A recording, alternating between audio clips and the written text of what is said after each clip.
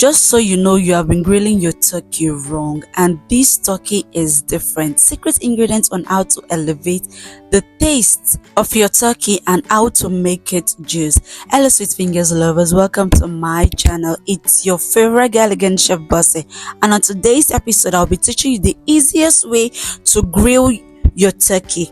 First thing first, you want to add your turkey in a bowl.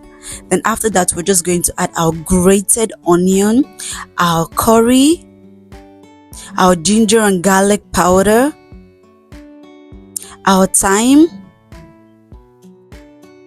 our pepper soup spice, very important, and our grounded pepper, our nutmeg, and then sesame oil. This is goated. If you want to elevate the taste of your turkey, you just need to add a little bit of sesame oil and pepper soup spice. Try it and send me a DM. Then all you have to do is just mix this together until it is well and properly combined.